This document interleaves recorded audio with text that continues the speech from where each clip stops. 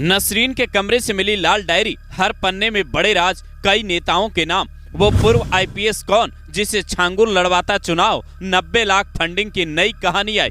ED red के बाद गांव में शुरू हुई नई चर्चा, छापेमारी में ईडी को मिली विदेशी चीज। जलालुद्दीन उर्फ छांगुर अगर मुंह नहीं भी खोलेगा तो आगे की कहानी उसकी लाल डायरी खोलेगी। जांच अधिकारियों को छांगुर की कथित प्रेमिका नसरीन के कमरे से एक लाल डायरी मिली है जिसमें कई चौंकाने वाली बातें लिखी है। खबर है उस डायरी में लेन देन से लेकर एक पूर्व आईपीएस और कई राजनेताओं के नाम भी लिखे हैं। जिसके बाद पहला सवाल यही है कि आखिर वो पूर्व आईपीएस कौन है जिसने छांगुर के अवैध कामों में मदद की। छांगुर के करीबी बब्बू खान के हवाले से अमर उजाला लिखता है, एक पूर्व आईपीएस अधिकारी से छांगुर के गहरे रिश्ते रहे हैं। अपनी पहुंच से वो छांगुर को कार्रवाई से भी बचाता रहा है। वो छांगुर को वकील भी उपलब्ध करवा रहा था। यहां तक कि उसी के दम पर छांगुर यूपी पुलिस और एटीएस को चकमा देकर लंबे वक्त तक लखनऊ में डटा रहा।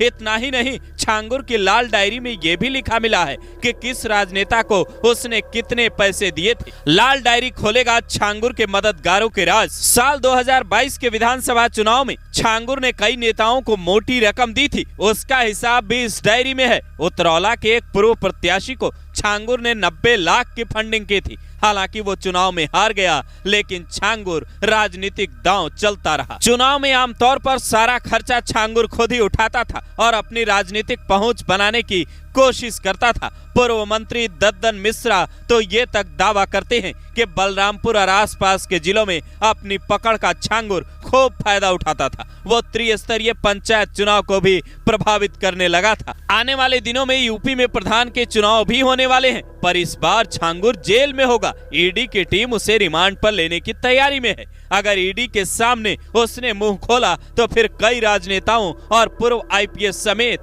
कई अधिकारियों की मुश्किलें भी बढ़ सकती है, क्योंकि बलरामपुर में जो ईडी की टीम 12 ठिकानों पर पहुंची थी और जिन 20 लोगों से उसने पूछताछ की है उन सब ने कई बड़ी बातें बताई है। लेकिन सबसे चौंकाने वाले राज छांगुर के बड़े सहयोगी शहजाद के फोन से मिले हैं। न्यूज 18 अपनी रिपोर्ट में दावा करता है शहजाद के मोबाइल फोन से क्रोएशिया की एक करेंसी की फोटो मिली है, जिसके बाद सवाल उठ रहे हैं क्या वहां से भी छांगुर के तार जुड़े थे।